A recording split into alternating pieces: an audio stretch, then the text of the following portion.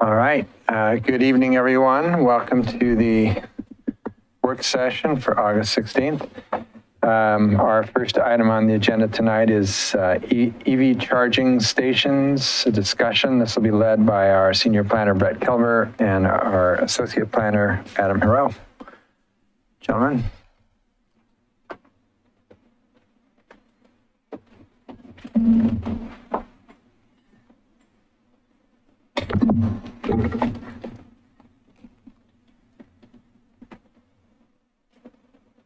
Good evening, or good afternoon, Mayor, councilors, present and virtual.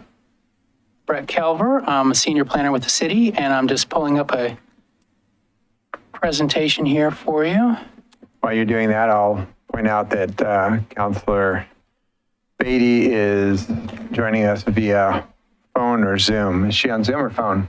Zoom. Zoom, all right. All right. Well, thank you for giving us the time. I know this is the first of two topics that relate in particular to sustainability. And I have the impression that maybe you're granted us a total of about 90 minutes or so between the two of them. What we're going to try to do is, I don't know if we had 60 minutes for this one, we're going to try to suggest that maybe we'll try to take half that time, 45 minutes or so you have time to talk about the other equally important other issue, the climate-friendly issue. So, as you all well know, the city is very focused on climate action and on sustainability work, and issues concerning electric vehicles or EV facilities are definitely part of that. And so that's the issue that we want to talk about with you this evening. There are some new requirements that have been passed at the state level for the entire state that relate to setting up some new rules for establishing EV charging infrastructure, and we need to adopt them and pull them into our code, at least the minimum requirements. There are two sets. One came through House Bill 2180. It focuses on being implemented through the building code. It's already in place. It became effective on July 1st. And I'll say it's likely that at least the mayor and maybe others of you have already forgotten more about this topic than we know. So I appreciate that you'll probably have some questions and maybe even more better information than we do about some aspects. So House Bill 2180 is already in place. We don't need to have changes to our zoning code for it. It's already actually being implemented through the building code as we speak. The other piece, climate friendly and equitable communities, or CFEC, there's some rulemaking involved there that also has to do with EV infrastructure for charging. That we're required to have something in place by March 31st of the coming year. And that goes a little bit above and beyond the House Bill 2180 materials.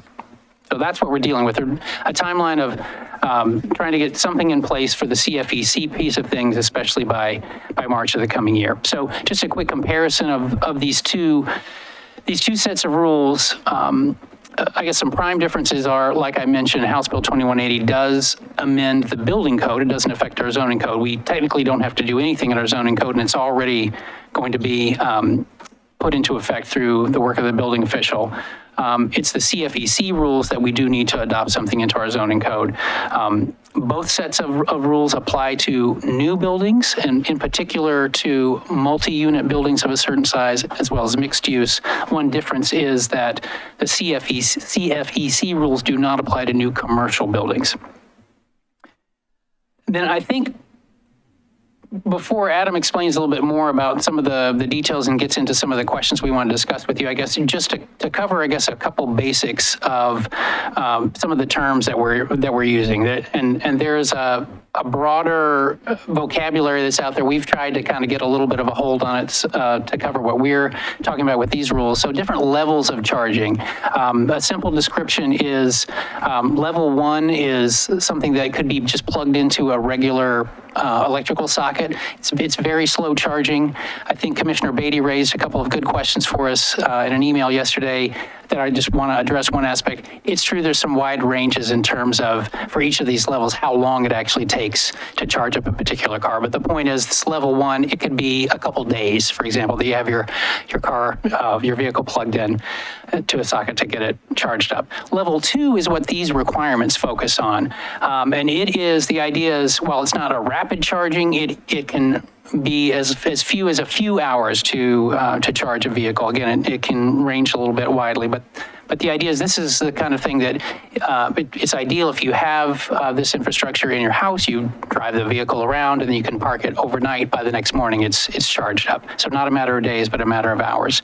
And then the level 3 chargers, which are sometimes referred to as rapid or fast chargers, are more of that kind of charging infrastructure that I think there's a larger national discussion about, almost like our interstate highway system, kind of in conjunction with that. How do we get more capacity out there so that people on trips, covering long distances, don't want to take 4 to 8 hours to charge their vehicle. They need to keep on the move. So I think, again, there's a range of charging, but the idea is that, maybe from 15 minutes to an hour or something like that, you can get a fairly rapid charge. These rules, again, are looking to require that we have capacity for the level 2 charging. And the state rules focus on what we've tried to kind of describe with words as EV capable. And I guess this is a thing that we want to be clear about and understand that there may be some frustration about just with the level that the state is pushing us. It's not as far as many people would like us to go. But the idea with EV capable is that for new buildings, it is cheaper to put in some of the infrastructure, conduit to make sure there's space physically for a panel, or that the panel has capacity for future EV chargers. When you build the building, it's much more expensive to come back and retrofit. And so that's the spirit of these rules that the state is mandating, is that let's start to get new buildings to at least be aware that chargers are coming. A couple other terms that are used are EV ready, and the idea is it's not only conduit and panel space, but at least there's probably wire and maybe even a simple plug at a parking space so that a charger could be installed, or I guess given the conditions, someone can maybe plug their own vehicle in just to a kind of a socket. And then EV installed, what that refers to is there is an actual charging station at the parking space. So I think what the city's climate action goals are aiming obviously for, I think, the higher mark. We'd like to get chargers in place so that people can actually charge their vehicles. But just to be clear, what the state rules are requiring at a minimum are that we go with this EV capable level. And so what we want to talk to you about a little bit is more about this and get some feedback from you about some of the options that we have. I guess I'll just say too that if I'm not stealing any thunder here, that one thing to be clear about with the state rules are that the House Bill 2180 does allow jurisdictions to go beyond the building code. And our working understanding of that is that means it seems to be fairly specific with respect to the percentage of parking spaces that can be required to be made EV capable, and not necessarily to going farther to require more infrastructure put in and actual chargers. When you say your understanding, did you have a conversation with the State Building Code Division? I don't think we've talked directly to the State Building Code Division, but we did talk a lot with some staff from the city of Portland who are also in the process of working on this, and understanding that there may be evolving a little bit some of that conversation. But the last time we talked to them, what we understood was that the limitation was on the percentage of spaces, not going beyond to actual charging infrastructure. But something that we can continue to explore if there's a sense of gray there or some discretion in interpreting that. Well, my interactions with both Portland staff and with staff at Fourth, the government affairs guy at Fourth, is that there's a gray. It's uncertain whether we're not allowed to. Sam maintains that that's the case, and I believe Sam in all things. And exceedingly unhappy with that answer, so sure, understood. I'd like us to push back Understood. hard on that. For the simple reason that if you move into a new apartment complex and there's no charging, you're going to go, oh, guess I can't have an EV. You're not going to go to the office and say, hey, I know that you have conduit under the sidewalk and that you have to put in a charger, because they don't have to put in, even if they get requests from their the people that live there. However, if there is a charger and it's busy all the time, then people who live there and want to complain to the office about how they never get their turn at the charger because it's always busy will get more chargers put in. And I don't think we send that signal unless there is a minimum of a charging station. So I want to figure out how we make that happen, whether that's us subsidizing that, whether that's us pushing back, whether that's us figuring out the next tweak to state law that supersedes whatever the Building Codes Division thinks. I'll be glad to reach out to the state directly and ask them the questions so that we get a direct answer for them. Thanks. I appreciate that. Mr. Mayor, if I may, sorry to interrupt logistically too. Councilor Nicodemus has joined the meeting on Zoom and Councilor Beatty has her hand up. Okay, cool. Is there some way that I can see that? I'll work on that. Do you, You want me to stop sharing? I can stop sharing. well, not necessarily, but would you like Councilor Beatty to make Sure, remarks? please. Councilor Beatty, if you can hear us, go ahead and speak. Thank you. So I just want to make sure I understand the lay of the land, and this wasn't clear to me from the report. So, but the report and these two, this new statute and this new reg, are all about EV capable.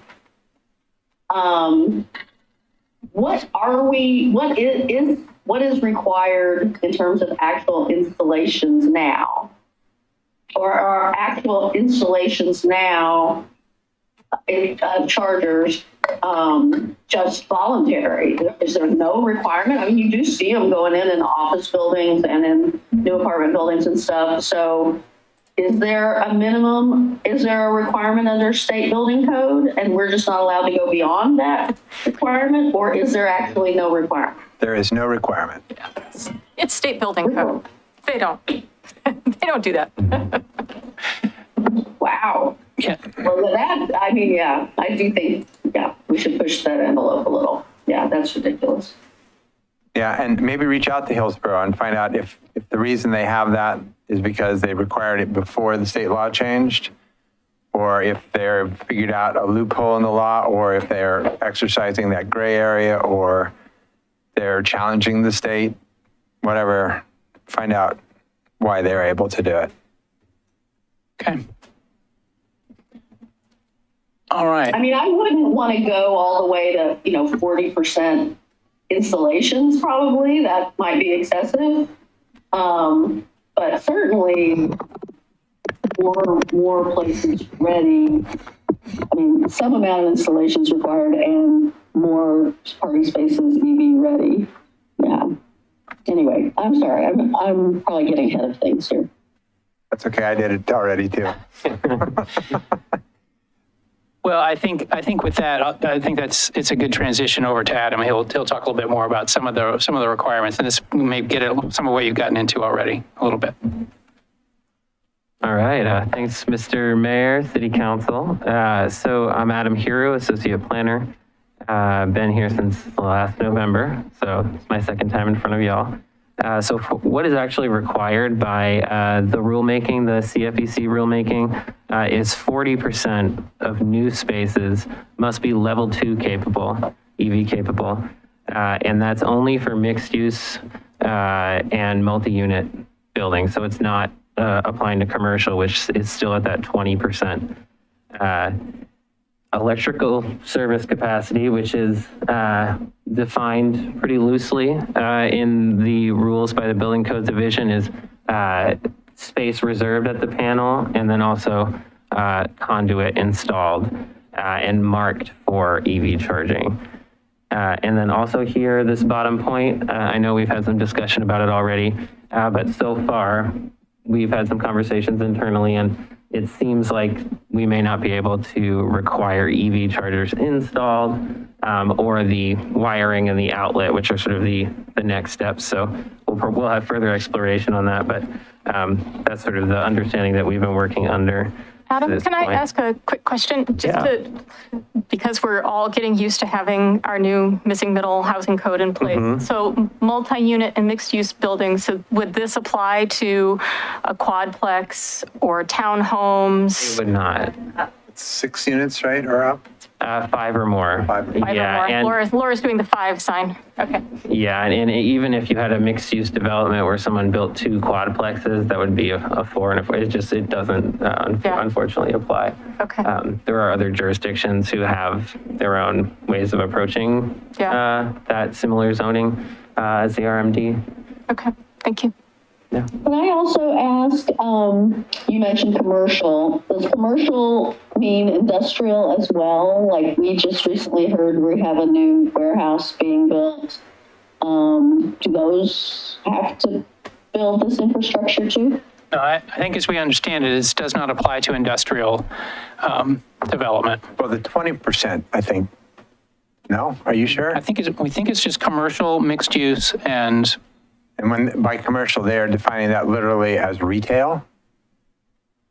well, not exclusively retail. I mean, eating establishment, like a standalone restaurant or something like that would be considered commercial. I don't think what we think of as industrial, like what we have in our North Milwaukie industrial area, Alpine Foods, those kinds of things. I think that's counts as industrial and not commercial development. And what does office space count as? Commercial. Interesting. So some employers are required to do it, and some employers are not. Well, required. I think if the bulk of your development is industrial, like, again, I'm using Alpine Foods, we've just got an application, from them, but as an example, but it's largely warehouse. Obviously, it has, a couple thousand square feet of office space as part of their operation, but it's being viewed as industrial. I suppose we could double check and see if we would need to apply, since there is currently, there's still a requirement for, we're calculating parking based on the industrial use, how much square footage of warehouse there is, but also a different ratio applies to office use. So I guess a question for the hair splitting would be the spaces that are related to the office portion of industrial development, do those need to be EV capable or respond to this percentage? This does end up being a real issue. When I was on the OBI tour of Heritage Family Foods, which is right down the road from Alpine Foods on Friday, they're really interested in going electric, and they have a distribution center, and they've got they need more parking spaces, but they don't own, they rent. So when we have these applications come in to actually build warehouse space, it's a really good time to help push the conversation and get that in there. We're home to Weyerhaeuser's electrical division. They're building these trucks. I know someone who's test driving them all the time for a living. So we're well situated to help with that if we can figure out how HB 2180, if it does apply in the industrial area, how that really works there. We'll look more into that. Thanks. I think we're ready for the next. So here we have a few compliance scenarios that also provide an estimated number of EV capable parking spaces that would be created for projects with different size parking lots, because that's ultimately what the percentage applies to. And all these scenarios assume a level 2 charger kind of across the board. Scenario 1 represents the minimum compliance with the CFEC rules. So that's 40%, no less than 40%. When we calculate parking, I think we round down, but when we calculate EV spaces, we're rounding up at all times. And then scenario 2 would go a little bit further, increase that requirement by 10%. And you can see on the table that at lower size lots, it's not much of a difference in parking, but as you get to larger parking lots, scenario 2 would provide substantially more EV capable spots in very large lots. And then scenario 3 here is essentially mirroring another approach in the region, which is to have the first 100% of the first 6 spaces be EV capable, and then after that, 50% of spaces, and it's kind of whichever is greater. So functionally, that means up to a lot of 12, you're always going to have the requirement of 6. And yeah, we can go to the next. And are there any limitations? So we're allowed to require more than these two code rules require. Could we, for example, just, if we got all wild and hairy, require 100% of every parking space to be EV ready? Or EV capable, I guess. I think that's what we the term we're understand. using. Yeah, that is the understanding. Could we require it to be 100% EV capable, but give a bonus discount of 50% if they put in charging? Yes. I mean, that, as we understand it, yeah. We have a question to that effect too in here around if we choose to exceed, then, is council open to some sort of incentive that would allow you to meet the lower requirement? Or if you add, a variance, I guess is more the term, maybe not, but meeting the lower requirement in exchange for something, or an incentive for, 12 more feet on your building, or what there's options for how to do that and how to craft that. I think what we just need to be mindful of, though, is that if we are offering some incentives like you were suggesting, Mayor, we can't fall below the minimum. So if we require, let's say 60% of parking spaces, or you get you can take off 20% if you put in a charge. We just can't fall below the 40%. Right. So that's why I would be inclined to say 100 And come down. and then drop it down to 50 if you put in charging stations. All right. For the next slide. Yeah. That's all helpful feedback. So if it's not clear, the goal here is to get charging stations installed. And I know the question's going to become, which one, right? Because there's like a variety of plugs, there's a variety of all these things. And that's something that needs to be explored. But I just maintain that unless there is something, landlords are not going to be likely to put it in, because it is going to cost them more money and headaches and all the things, right?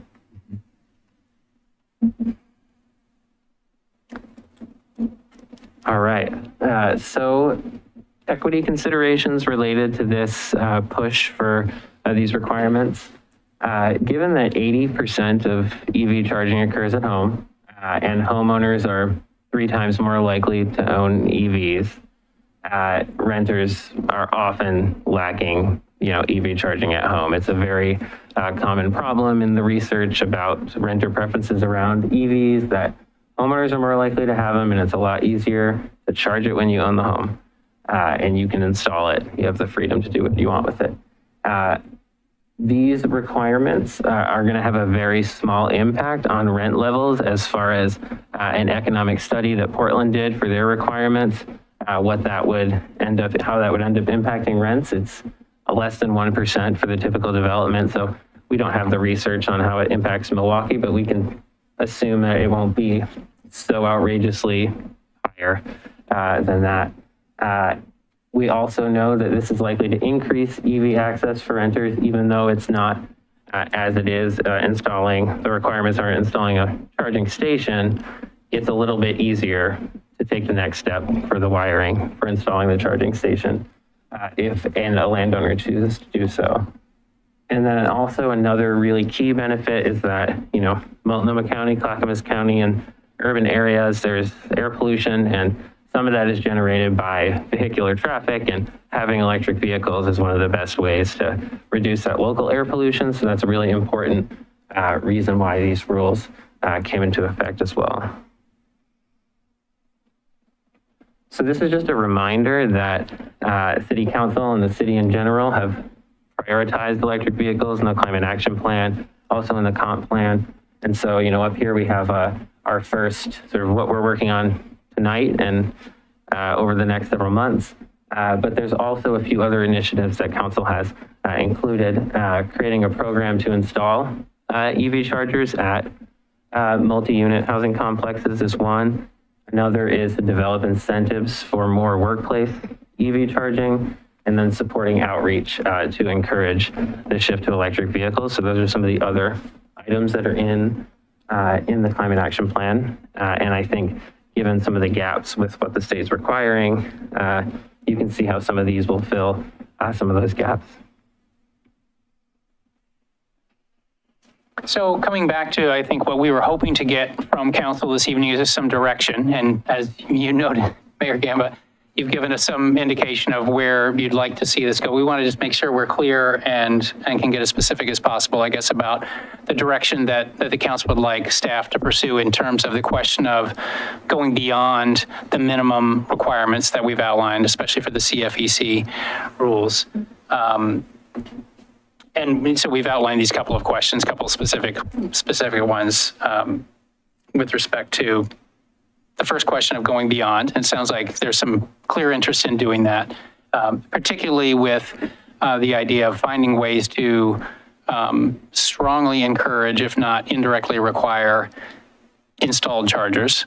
I guess the second question is about, one of the options presented in the table, the scenario 3 was, as Adam noted, was requiring 100% EV-capable parking spaces for essentially for smaller parking lots for the first 6 spaces, which means if I'm building a building and providing 2, 3, 4 parking spaces, up to 6, they all have to be EV charging. So that's one specific question that we wanted. And I guess from the table as well, as you noted, we came up with a couple of percentage suggestions. If there are other percentages you'd like us to pursue, we can do that. And then I think the third question was, on this topic of incentives, recognizing that might take a little bit more work to sort out what some effective incentive options might be and to figure out where to put that in the code, knowing that we have other projects in front of us and thinking about the timing of that, just trying to be clear that if you are wanting us to pursue more intensive incentive options, to give us some direction about what we might take a break on with respect to some of the other projects that we've got queued up. So with that, I think we're interested to hear more questions or some discussion. Just keep an eye on the time and allowing you to transition us over to the larger CFEC conversation when you're ready. And just to clarify, we can mandate that it's EV ready, right? It doesn't have to be. No, we cannot can't. mandate that it's EV capable. Well, that's right. According to Sam, we can only mandate that it's EV You capable. guys are working on having conversations, or? Well, Sam's going to reach out to the Building Codes Division to find out if that is in fact their read. I'd be curious to hear from an attorney also, because I don't trust Building Codes Division as far as I could throw the entire operation. So that's hence the concept around requiring 100% and then reducing it by half if you're willing to put in at least one charger.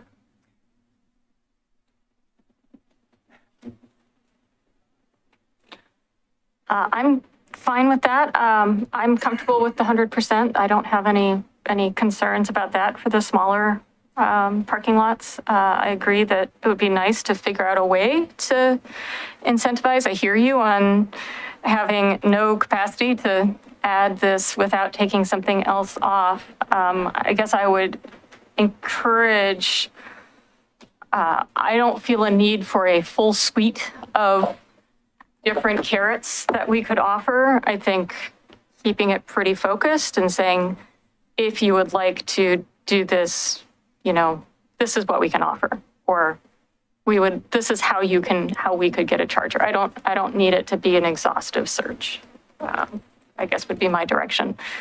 That probably still represents quite a bit of work, I understand, but trying to minimize it. Okay. Yeah, I agree. I don't think we,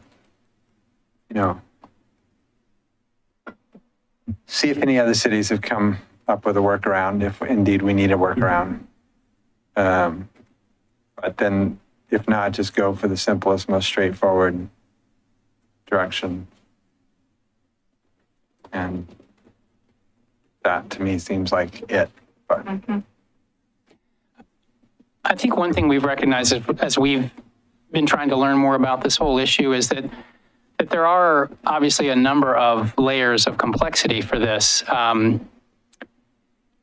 example, if I'm building a new building, maybe that is my expertise, is I'm focused on building the new building. I'm not planning to maybe manage the building later. I'm going to sell the building, but I'm being required to come up with some kind of a charging scheme, and I mean that in the best way, for that. And right now, my limited impression is that, there are other entities who specialize in the charging part. There are companies that, that provide charging stations that manage the actual money, so the charging of the vehicle and the charging of the price for putting electricity in the vehicle. And some of those things do add, understandably, some complications to what started out for being just my expertise was in building the building, and now I've got to coordinate and I guess pass that on to the new building owner of this relationship. So it doesn't make it impossible, just recognizing that those are added complications, and that while what we understand about meeting at least the minimum requirement will likely have not that great an increase on rents, the more that's required, especially as, again, we understand that the more electrical capacity that a building needs, because now much more electric charging is required, might get you into needing, a new transformer or some greater electrical infrastructure, which it's one of the ways I understand a little bit of the pushback about, let's be careful not to require too much more than the building code does. At some point you start to transition into, now you're making someone do and build things that are beyond kind of what was normally required. So again, not reasons not to do it, but just understanding that there are some ripples, I guess. Sure, but they're installing, for example, fiber, right? As they're building these things, if they're undergrounding the utilities, they're putting in fiber. But somebody's got to negotiate with whoever, Comcast or whoever, to actually provide the services. It's not any different. In some respects, conceptually, it's not, I guess. I mean, in this case, you'd probably have to be talking with PG at some point to say, ooh, I actually need twice as much electricity as I thought, because now I've got to put all the stuff in. That's the same as building a bigger building. Is this the kind of thing that they could request a variance for? If that, if compliance requires them to get a new transformer and PGE says they have to pay for it, would that trigger the possibility of a variance request? Well, I think that is a fair question. I think that's one that the council could make a decision about, I guess, to some degree. I mean, there are lists of things in the current zoning code that you cannot ask a variance for. And I think that, again, my understanding is that at least in terms of meeting the minimum state requirements, we probably couldn't be allowing someone to ask for a variance to go below the 40%, for example. So if we require more and you decide you want to allow someone to ask for a variance for the extra, maybe, that would be something you could decide. But I think the council would have the ability to put in our prohibited variances list, whatever type of restriction you want to put on. The point is, if all they have to do is put in a charging station and they're right back to where everybody else is, why do we need a variance? That there is no way that is so impossible. Well, I guess it depends in part on what you end up making the requirement. Is it 100% of parking spaces, for example, is a suggestion, or install one EV charger? Is that? And go back down to 50. Okay.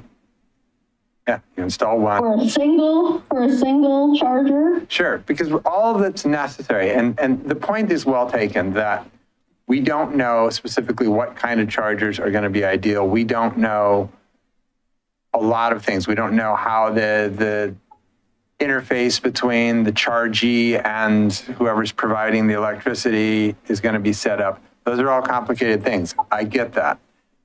And I don't want to have them put in a bunch of stuff that they're then going to have to tear out because it was somehow the wrong one.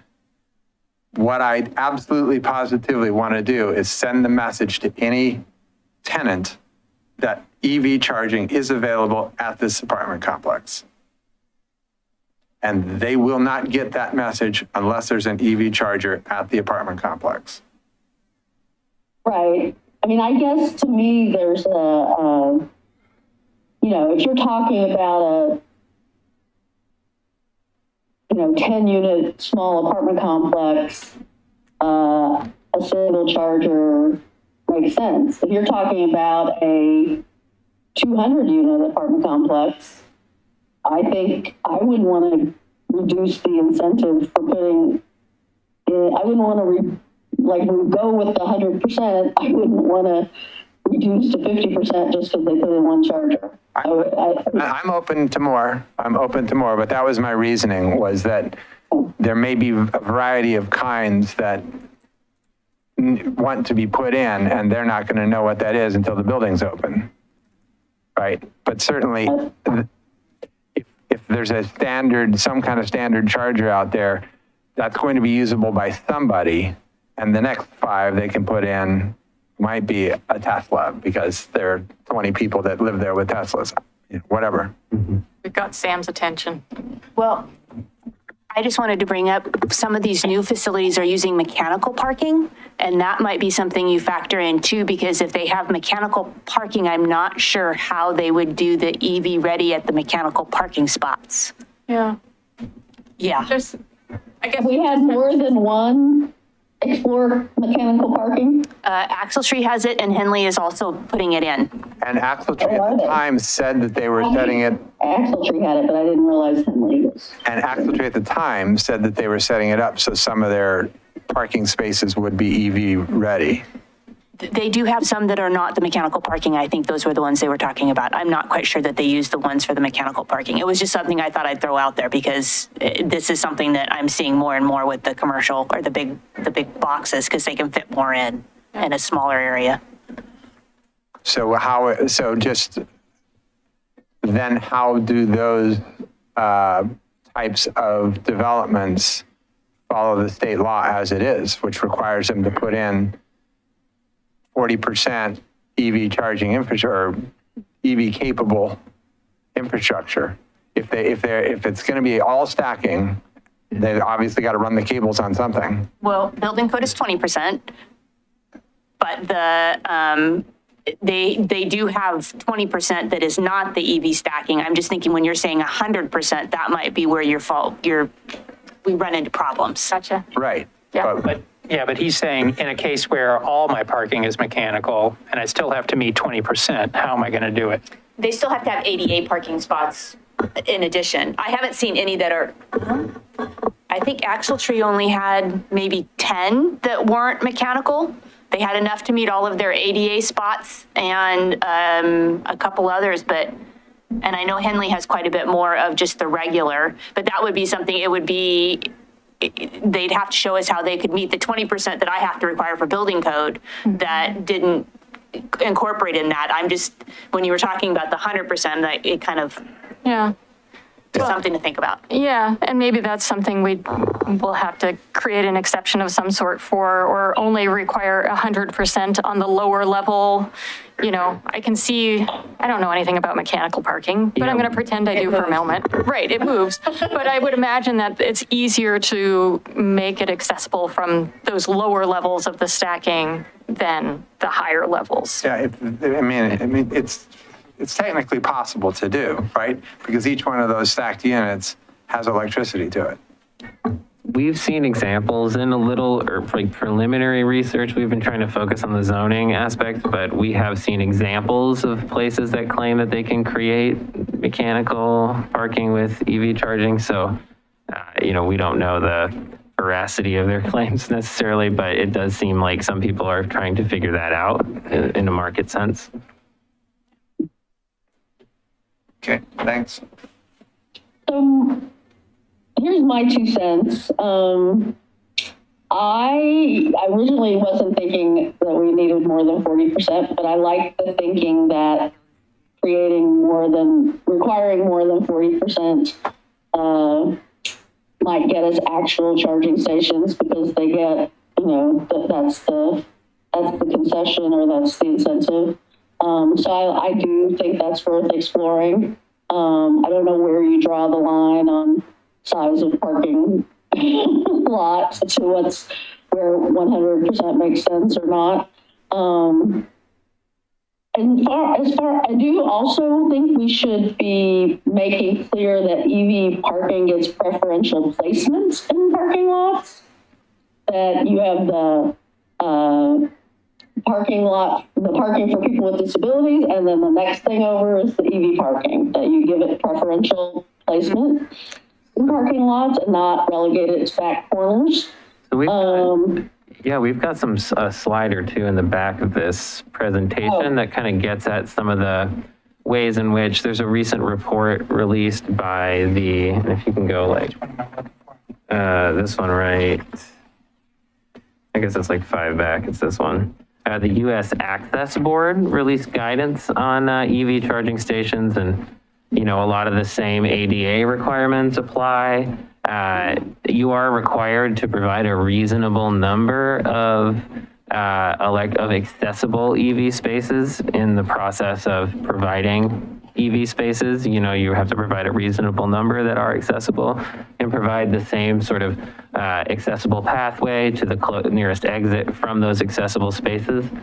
So there are similar types of requirements within the Americans with Disabilities Act and some of the other especially if you're getting federal funding, some of the other rules that apply.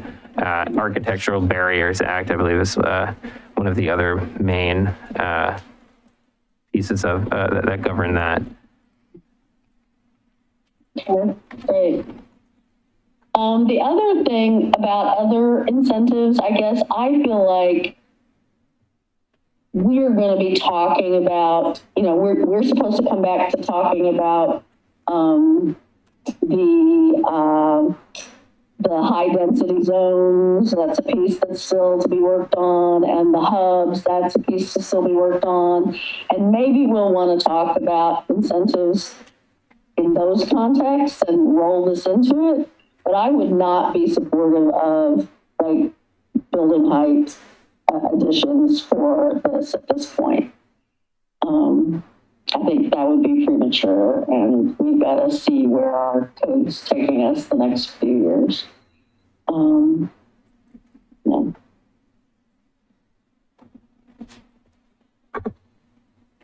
Okay, are there any other comments or questions before we wrap this piece up? You feel like you have good direction? Yes, I will. In the context too of like talking about what our kind of timeline was, but just one point of clarification. It seems like we found out in the interim, industrial uses come under the commercial building code, I guess. So it sounds like we would be required, this would apply to an industrial development. So again, in that realm, are we allowed to require more? Yes. It's all in that same family of, So commercial. again, I would double what we're allowed to require and give a bonus of reducing it by putting in EV charging. And I'm open to, Let's say a percentage of parking 10%. spaces. Because you got to think if it's 200 parking spaces and you're at 50%, right? 10% of that would be the trade-off because you have to do 200 parking spaces, right? If it was 200 spaces, that's what we're talking about, 100%. Well, what the requirement is, let's say with your example, 200 parking spaces, the minimum requirement is 40% of those spaces. Saying 100%.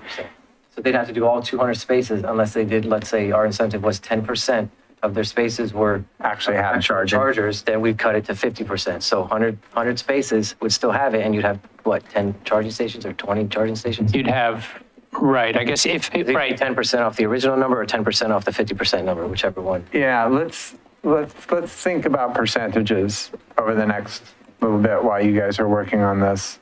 Okay, so in terms of, that's a way to address the question of scale. I guess what Councilor Beatty was talking about was that Right. maybe think about percentage instead of one space. half. Okay, Half. so it's maybe 10% or some percentage.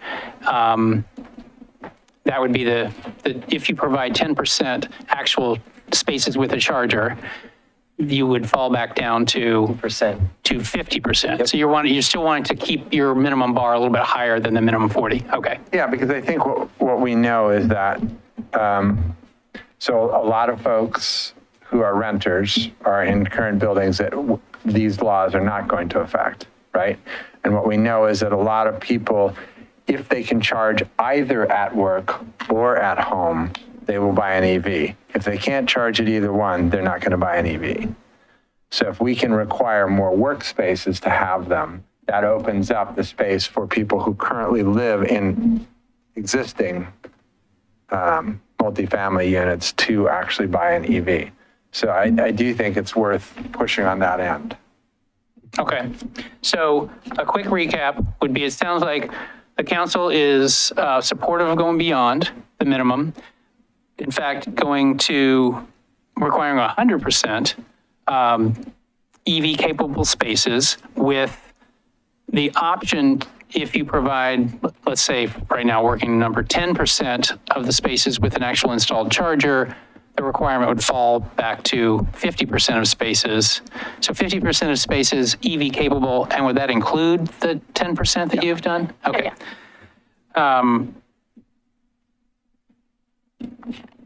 We have a couple questions to pursue, I guess, about stacking, and since mechanical parking is becoming more of something that we see, is it realistic? Will this work somehow? Is it going to create some problems?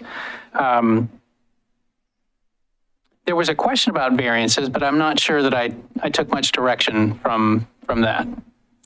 It was just the concern about if this becomes something that triggers substantial infrastructure improvements to the point where PGE is saying this is going to cost a whole lot of money and you need to pay for it, developer, that perhaps there's some variance consideration we could offer at that point. Okay. I mean, I think this is a pretty edge case scenario that we've got here, so I don't know that it's worth spending a lot of time on, but. Okay, but we could maybe think a little bit about whether there might be some scenarios where you might want to allow a variance. Yeah. Or clarifying whether you want to be very clear about not allowing variances. What I would do is check with PGE.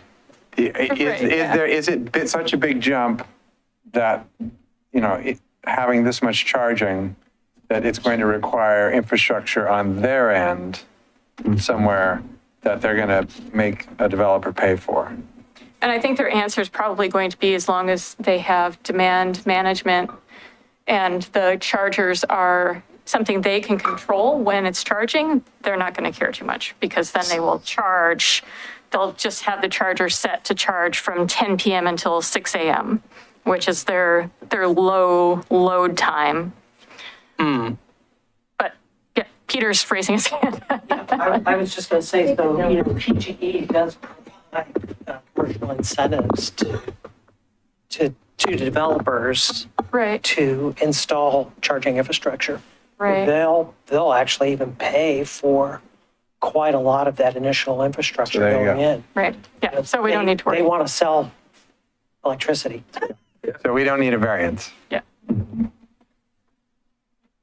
Okay. I guess the other point I would make is, it's really not for this discussion, but I hope that PGE and some of these vendors who do charging stations are thinking about reaching out to existing apartment buildings.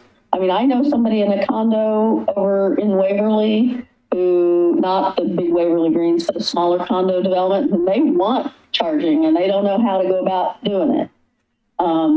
So I hope that there's some outreach by PGE to some of the older buildings to try and encourage that as well, incentivize that as well.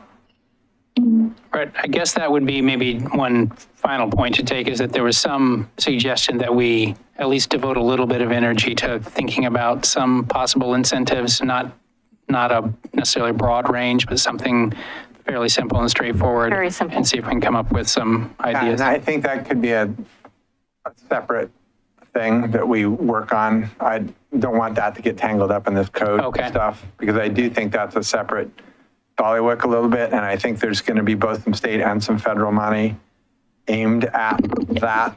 So it's at the point at which that becomes available, then we can figure out how we interface. Okay. And there's technical assistance money coming from the state to get those dollars in the door for cities. So hopefully we can make it something that's a minimal staff load, and just say, hey, this is what we want. And they come back to us with, here's how you do Okay. it.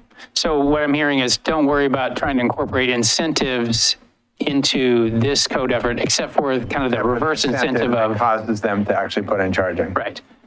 So with all that in mind, I guess just a quick look at the rough timeline that we were thinking about, and we may want to think about where to come back to the council. What we were planning on doing was going to the Planning Commission in late September to talk to them about this, carrying your direction to them. And then I think we had planned to move through the regular code amendment process with them, so going to them in November, and then trying to get back to the council in January of 2023 to pass something. I guess I'm wondering if we figured we would want to have another work session with you, but I know I'm showing it chronologically here, like after we've gone to the Planning Commission.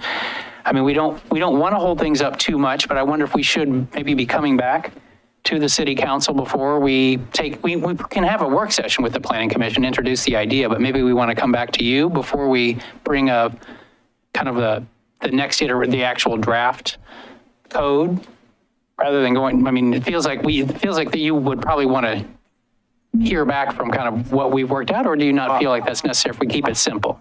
My preference would be that the timeline speeds up to the point where we pass it in the second meeting in December. Okay. Personal preference. Okay. For no apparent reason. Okay. All right, so it sounds like you feel like you've given us enough direction. If we address these things and could talk to you about that whenever we do come back to you, then we're good to go. Okay. Yeah. Okay. All right.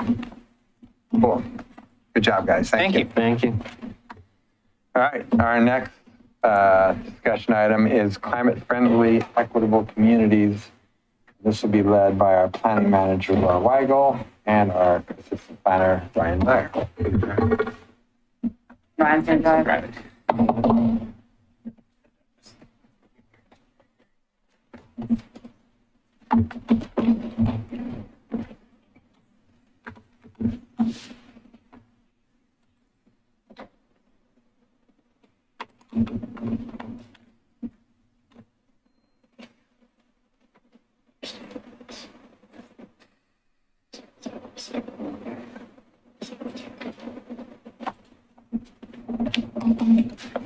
Thank you. Yeah. Well, hello officially again, I guess. Laura Weigel, Planning Manager. And this is Ryan Dyer. He's our new assistant planner. We're really happy to have him. And he's done a deep dive in these roles. So he's become quite the pro.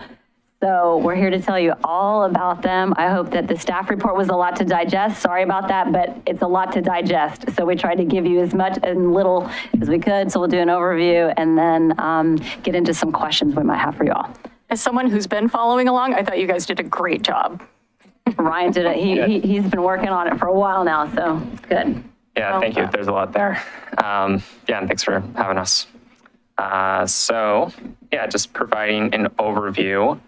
I guess the big picture is that all of this was kicked off by Governor Brown's executive order 2004, I think in early 2020, with the large goal of reducing greenhouse gas emissions.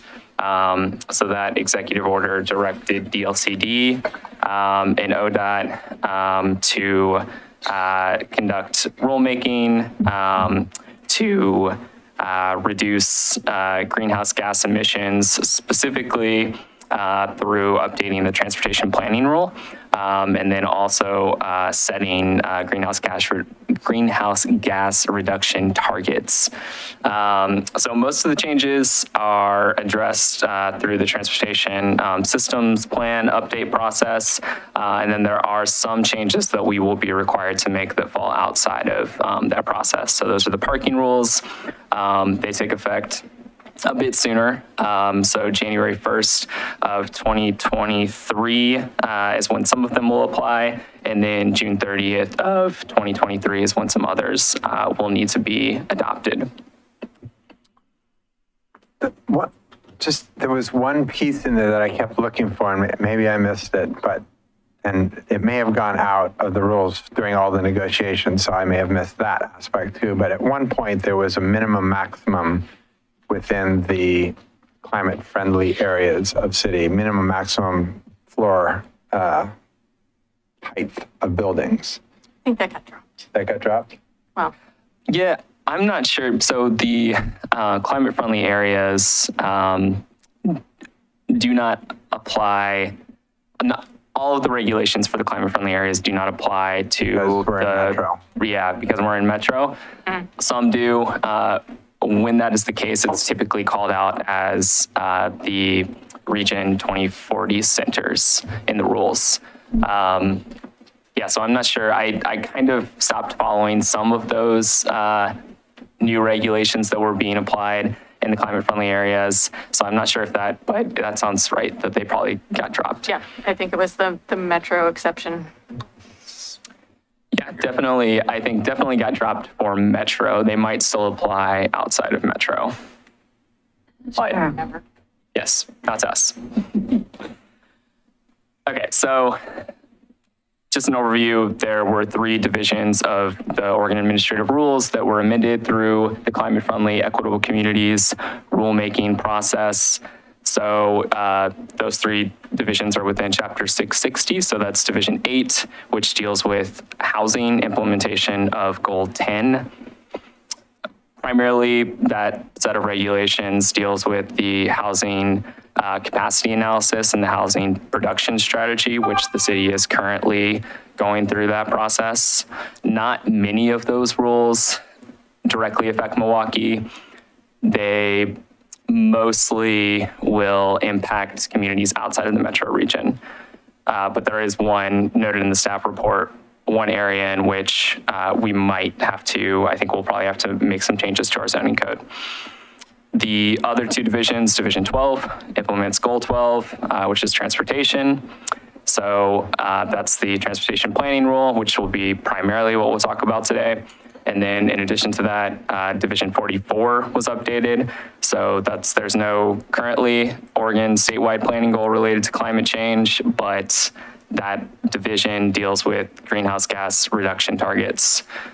And we'll talk a little bit about that. There were some changes, primarily, I think, namely, those reduction targets are now mandatory, whereas previously they were suggestions, just goals, aspirations.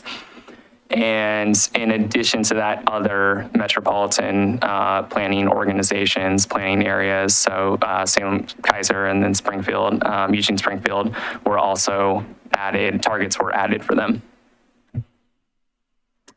Okay.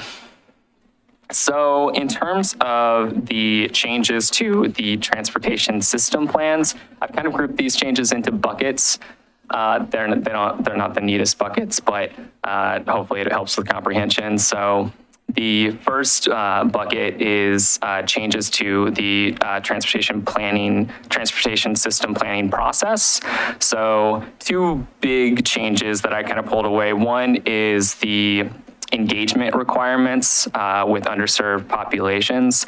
So if you go back and you watch some of the videos from the rulemaking session, there was a strong focus on how transportation planning historically has harmed underserved communities. And so I think that this set of rules is really geared towards addressing that by ensuring that folks are from those communities are involved with the planning process and also implementation of transportation projects. So that's one area in which there are changes. And then in addition to that, they've really re-geared in some ways the way that projects, when you go through a transportation system planning process, you're creating a list of projects that you would like to do to address the gaps in your various systems. And then you are prioritizing based on funding, but also based on criteria. They have re-geared those criteria to really focus on the goals of reducing greenhouse gas emissions, but also safety and also equity. So I think that's what the new set of prioritization factors is geared towards. In addition to that, there are new components that are to be included within your TSP. So one of those components is an equity analysis, and this is obviously it's tied to the new engagement focus of the transportation system planning process, but you are basically documenting your engagement process, but also the impact of your proposed projects on underserved communities. So in addition to the equity analysis, there's also a new robust set of network inventories. So each transportation mode, so your bicycle network, your pedestrian network, your auto network, while the previous transportation planning rule always required you to include those in your transportation system plans, they've gotten much more specific in terms of what elements they want you to include in each inventory. So that includes, for example, I think it's most apparent when you're looking at the pedestrian network. That includes things like your crossings, and not only your crossings, but the width, and is it a signalized crossing? So that will come into play when we're updating our TSP. Which also comes into play with the negotiations that we're having with the consultant to figure out how it impacts our budget for the TSP, which is why it's slowing it down a little bit. So yeah, we talked about that last time. Because at this point, nobody has Done it yet. So, and we have some of that information, some of that data, but we're not there yet. So the transportation planning rule has always been focused on coordinating land use and transportation planning. And many of the requirements here have been in the TPR since it was written, I think, in the early 90s.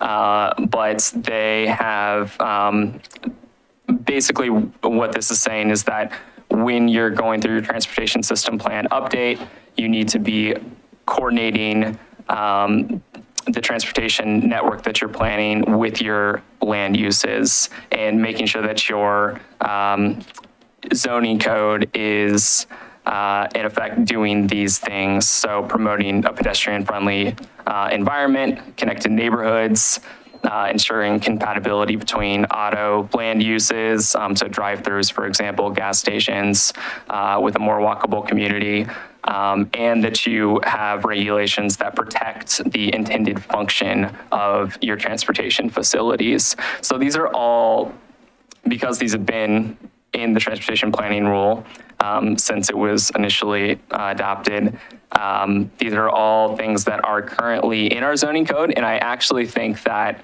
I have not done a full robust analysis comparing the new rules against what we currently have, but from what I can tell, we have a lot of these aspects, a lot of these regulations in our code already. So we will do that analysis when we go through the TSP update, but I don't expect that we will have to make drastic changes to what is currently in our code. So that's good news.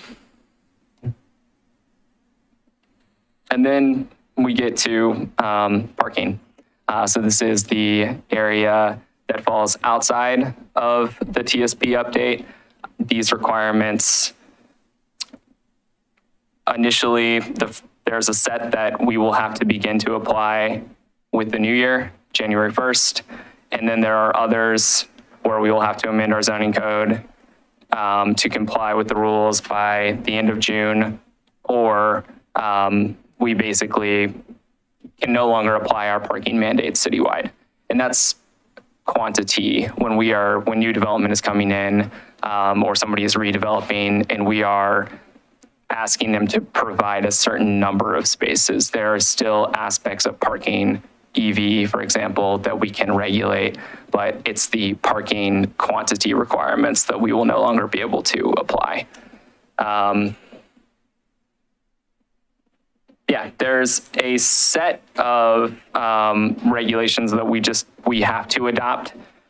So these are, I think they're termed parking regulatory improvements in the rules, but this includes things like amending your zoning code to promote shared parking. It includes promoting van pooling. I think we have some, I've highlighted, or I've not highlighted those two items because we already have provisions. I'm not sure if they're sufficient to comply with the rules, but we do that already. There's also in this area, I don't believe we currently have regulations that address these, but conversion of parking areas that are underutilized. I'm not fully sure how DLCD will interpret what constitutes an underutilized parking area. Well, and how we regulate Conversion? private property to where, Yeah. so, say an athletic club has way more parking than they need. How do we require them to share that parking? I don't know the answer to that. That's going to take a little digging, I think, into what they're actually thinking. Yeah. I mean, do we have we don't, for the middle housing code, we had parking study of residential, but has anyone ever done a parking study of business and industrial to see where we think we have underutilized parking? I mean, I'm pretty sure we do, but have we ever, we don't have any study of that. I think that there may be something in the downtown parking management done it strategy you've done. downtown. It's downtown, Yeah. right? But probably not anywhere else. I know. They're not in the industrial area. Yeah. Okay. I was gonna say, and when we were, one of the things that goes along with some of the goals in the climate action plan, the comp plan, and that we talked about when we were doing the North Milwaukie Innovation Area plan, is that we have a lot of parking lots that are really close to Johnson Creek, and they wouldn't be allowed today. They're in the buffer, in what would be a required buffer. And so those to me would be a perfect first focus to see, are they being, utilized? Are they underutilized? Can we convert, can we depave some of them? I guess that would depend. I mean, it's private property, so I don't know how we would go about doing that unless we were to actually buy the property. That's why I'm very curious about that. Yeah. The conversion of, I have to assume that they're talking about public parking. So I don't know if it's maybe this adds some clarity. I don't know if it's that we require them to redevelop underutilized parking. I believe the language is something like the local jurisdictions adopt language in their zoning code that promotes the conversion of underutilized parking to other uses. In addition, there's some specific language about converting existing parking, underutilized parking for other modes of transportation. So if you needed to put in a bus stop, I'm guessing is the idea, or maybe more bicycle parking that you could go below past mandated parking numbers to make those types of conversions. Yeah, it's an area to look further We'll into. find out. Yeah. Curious. That one's a little less clear than some of the other things. Yeah. So in addition, there's some language in there about when a new development is adding a parking area that is larger than a quarter acre in size, that there's sort of a menu of options that they can choose from to try to mitigate the urban heat island effect. Those include items like adding tree cover, solar panels, for example. Lastly, there's some language that jurisdictions should adopt parking maximums in areas that would be appropriate for such maximums. And they specifically, I think, call out areas like downtowns, mixed-use commercial areas. Right. So yeah, the language on some of those is a little bit flexible, it would seem, or unclear. So on the mitigate urban heat island effect one, you say there's a menu. Is that we are just simply to port their menu over and require that, or that we get to choose how they mitigate? That's a good question. If it's just examples, then I would imagine that if we wanted to come up with our own way of doing it, that we could make a case to them for it. It would seem to be in compliance with the rules. If we adopt one of those options, if we wanted to push for one of those options. Because the concept makes me crazy. Classic example is like a Walmart parking, a Walmart in general, right? 35 acres is a typical Walmart between the parking lot and the building. And if you put basically a covered parking area and completely covered it with solar and then covered the roof with solar, you would be producing far more electricity than that Walmart ever uses and providing a great deal of the neighborhood with electricity. Reducing the heat island effect, you would also be keeping people dry during our rainy part of the year, right? So I've always loved that concept. And if this is our moment where we get to require that, I'm all in. So those were all regulatory reforms that we must adopt. In addition to that, we have some options when looking at parking mandates citywide. So the two options are A, we can remove parking mandates citywide, no longer require that new developments, redevelopments add any parking to the site. They can still add parking in many cases. I guess the only area where we might regulate that is if we're going to, like the previous slides suggested, apply maximums. I was going to downtown. ask you, so if you remove all parking mandates, you can still apply maximums. apply maximums? Yeah. Correct. It's a floor, not a ceiling. So that's option A. We could remove all parking mandates citywide. Option B is retaining some parking mandates. This is an area where the details really matter. So because of additional rules, the portion of the city where we could still apply parking mandates is roughly 20%. Yes, I was fascinated by that. I reread that part a bunch of times to try and understand why that was the case. So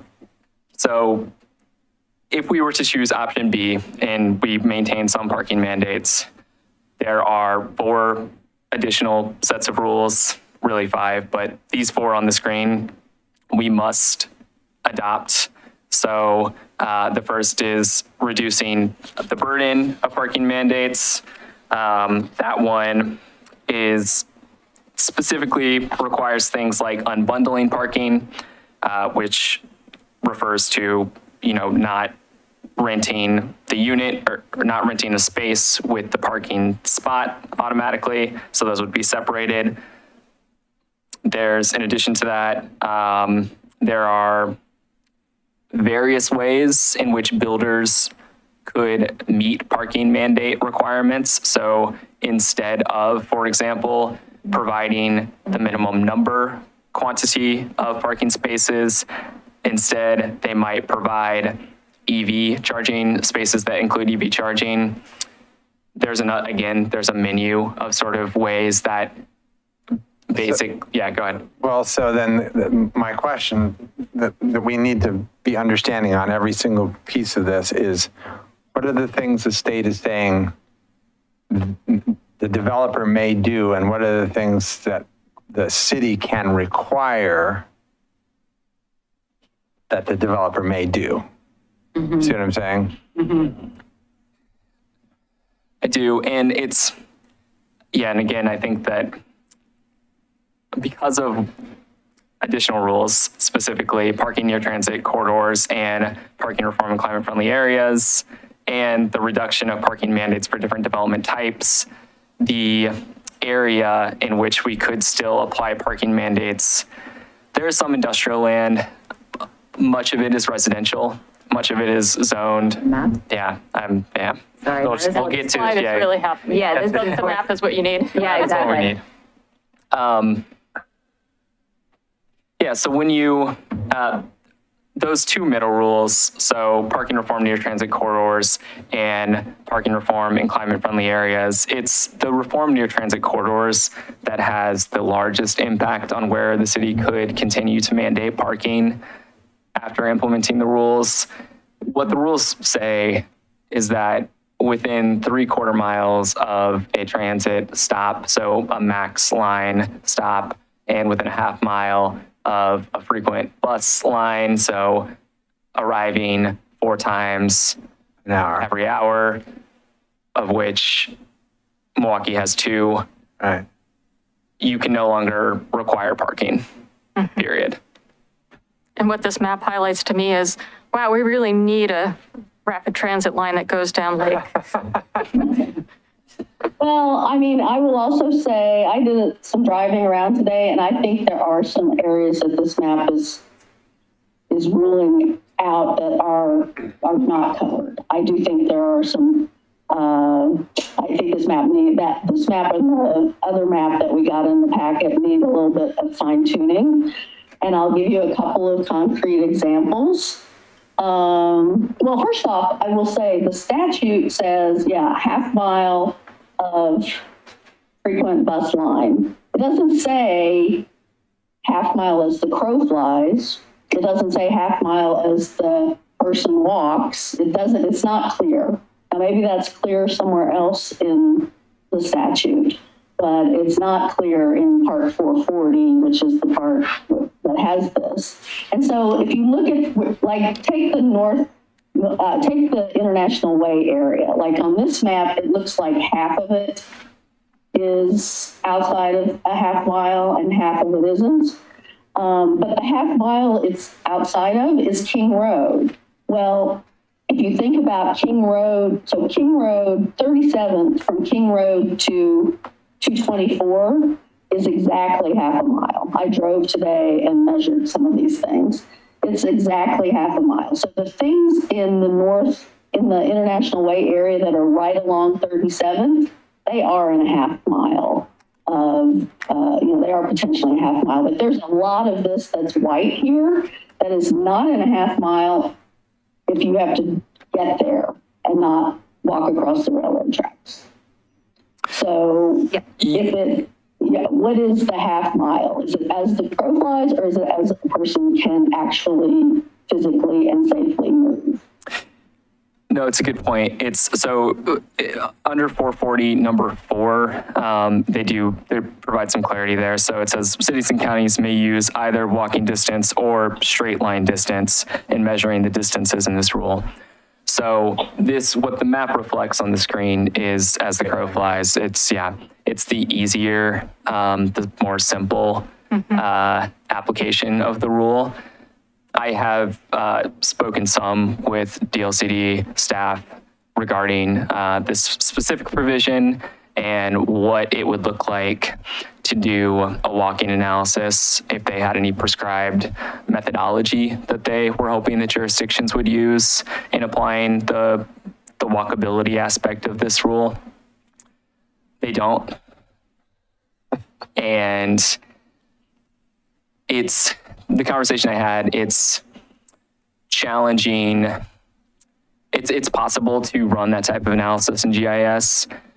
It really requires good network data, which we don't have currently. Yeah. We will have much better data at the end of the TSP process, but currently, you look at this little square. So the whole International Way area is only accessible to King Road at either end, right? You can't get there from anywhere in the middle.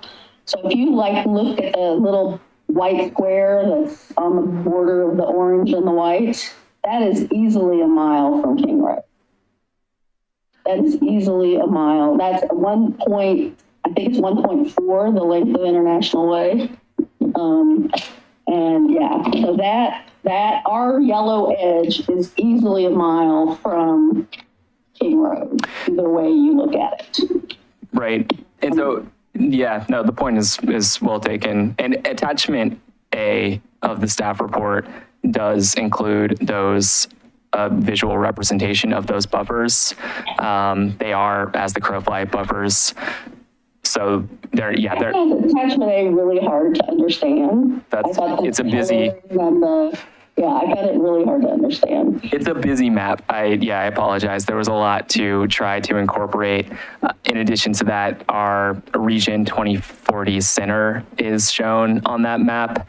So it's, the orange circles are representing the 3/4 mile buffer from each light rail transit stop. The sort of red hashed is representing the 1/2 mile buffer from the 2 bus lines that run every 15 minutes within the city.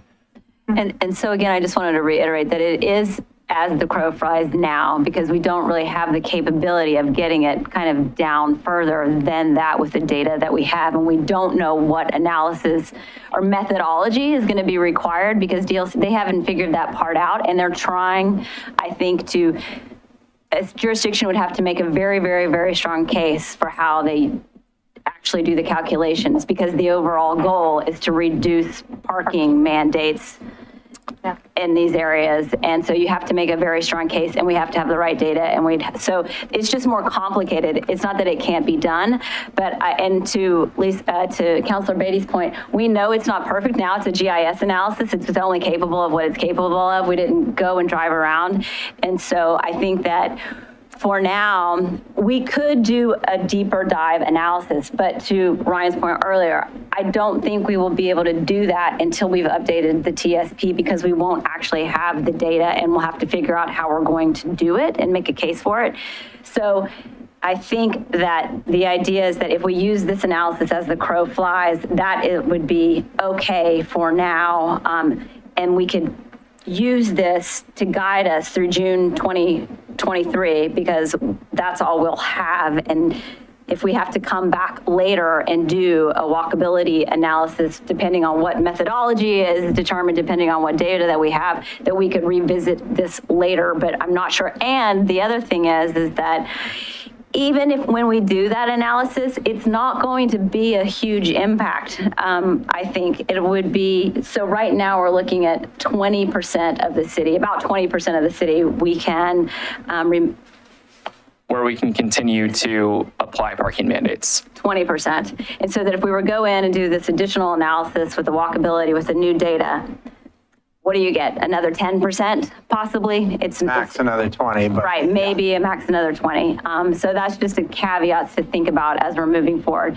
Yeah. Well, I do think a lot of it is, so I will say 2 other areas that I think are outside of the boundaries are a fair chunk of Waverly Heights apartments, and the Waverly and the homes along the homes north of Waverly Heights, along the west side of 17th, and a chunk, not a huge chunk, but a chunk of the North Milwaukie industrial area. I think that the intersection of Millport and McBroad is more than 3/4 of a mile from Tacoma, and more than 1/2 a mile from City Hall, which I use City Hall for the bus line. So I think there's a chunk of North Milwaukie industrial, North Milwaukie innovation area. There's almost all of International Way industrial area, and there's some residential in Waverly and up in there that I think are all should be on this map in yellow. The last thing I will add to that, and this might address some of what you're saying, Councilor Beatty, is the what the previous map was showing and is not shown on attachment A. There's an additional set of rules that deals with parking reform in climate friendly areas, or Region 2040 centers in Metro, that requires you to remove parking mandates within 1/4 mile of a Region 2040 center. So that buffer is not shown on this map, and that's the difference between attachment 1 here and attachment 3, which is shown earlier in the slide deck. So that So So that's downtown, right? Does that extend north of 224 on Main Street? north of 224 on Main Street. To look at the town center boundaries. Yeah, the town center. Look at the downtown boundary. Yeah. Town center boundary, yeah, Boundary. is shown in green on attachment 1. And so it's a 1/4 mile buffer from that area, which I believe that's how those areas, at least in Waverly, get caught up by that, but get picked up by We're that. saying green, this kind of army green that goes up on all the way to 32nd and all the way to 37th. Yeah. That's our town center boundary. That is the town center boundary that we adopted in 1997. It's very different from what is outlined as the downtown on our map. The town center boundary is actually bigger. Yeah. Wow. Yeah. And I think that might be related, I'm guessing it's related to thinking about urban renewal districts, but Possibly, I wasn't here at the time, but It's that also, makes if you sense. look at a lot of the zoning in that area, it's medium density. Right. So you could build like 3-story apartment buildings in very much of that area. So, well, the curiosity I have then, going back to our last conversation, if we can't mandate parking, do we get into trouble trying to mandate a certain amount of EV charging If people infrastructure? build the parking, which they still can, Right, we can require EV right. infrastructure. Yeah. If they're not building any, we don't require any. But that's going to further encourage them to dramatically reduce it. wait, what? What do you mean? To build less parking, Yeah. you're saying, Yeah. because of the cost associated. It does create that rub of then how are we looking at the city wide and thinking about how we're going to address that overall question, because it might not get done publicly. It might be kind of like electric avenues. You have more of those types of installments. So I know Peter and Natalie are working on a concept with PGE that would get some charging stations on power poles around neighborhoods, right? Right, and that's already happening in Portland. They're already doing those pilots in Portland, and we're up soon to have those, so. Interesting. Okay. So Our choice is to either be able to mandate in the in the maximum 20%, at somewhere 20% between of the 20 and city. 40% of the city, or just not mandate at all. yes, and And in addition, in the areas where we can still apply parking mandates, we have to specific. adopt either option 1 or option 2. And the list of bullets is not comprehensive. They would not all fit on the screen. So, we've made it very, very complicated to adopt option. we if we continue to mandate parking, if we choose option B from before, retain some parking mandates, we will either have to adopt fair pricing regulations or reduce regulations for development types. So that includes things like small commercial. I think it's less than 3,000 square feet for schools, for bars, different multifamily or different residential types. So multifamily, condos, group homes. I think there are regulations elsewhere. It might have been in the parking reform section, which is a section we talked about earlier, which are regulations that we have to adopt, that you can no longer apply parking mandates for capital A affordable housing, for shelters, and yeah, the green buildings in this Has case. Vera seen this? We haven't shown it to her yet. We don't want to do tour that. about it every once in a while. Because it occurs to me She's gonna go that on we're vacation. about to just negate months of her work. I think I tried to tell you that. Sitting on the planning commission, I mean, I remember we had, for like affordable housing projects, we did some, excuse me, it was for certain developments for middle housing, we changed the parking code for that. Well, and the reason we didn't focus on the lab because we didn't know if it was actually going to happen, because it was always this constantly moving target. So we felt like we needed to have the conversation anyway, because those things didn't happen. But it's basically, yeah, parking is mandates are going away, period. And I just need to interrupt because it's 5:30, and we do have an executive session tonight. So I know that there's like one or two more slides, and I wanted to make sure we got through them all before we. That is the bulk of the presentation. Yeah. Appreciate the time, though. Do you need decisions out of us We'd at like a this little point? direction if we could get it. So the question is whether or not we would consider removing the parking mandate citywide because, well, you know why, because we've just talked about it, or if we would want to focus maintaining some parking mandates for that 20% and eventually at some point, maybe possibly a larger percent based on what we can do. Let's call it a potential 30%. Potential 30%. And by no, It will not be easy for yeah. the staff to interpret. It won't be easy for the applicants to interpret. It will not be easy to do in our code. It will also mean that, like, say you're a bar, we can't require parking, but what if you're not a bar anymore and you become a daycare? Like, there's a lot to manage there. and it's completely kind of arbitrary land use wise, right? It's like that little carve out over there. It's not going to make any sense to anybody. Okay, in this little weird neighborhood, we are requiring, but all the rest of the city, we're Yes. not. I think it'll feel that way. Yeah. Applicants. It also becomes when you do there's an easier way that's not very rigorous to run walkability analysis. So I did run that from transit stops. I think it'll feel more arbitrary with the walkability analysis. There is some logic behind it that way, but yeah, the discrepancies that you're talking about where your property across the street has no parking requirements and your neighbor does. Yeah. Well, and if we're looking, and I know this is way too rough and things could be very different in the 30%, but if we assume, just to have some ballpark figure, that it's 54% of the 30%, what I'm trying to get to is there's not a huge number of residential lots that are in the area that will be affected by this if we were to do this. So it's a lot of staff time and a lot of staff work for a very small number of actual neighborhood Most of spaces. which is already built out. Yes. Yes, that is correct. And has wide streets with ample spacing on the streets. Yeah. This one? Yeah.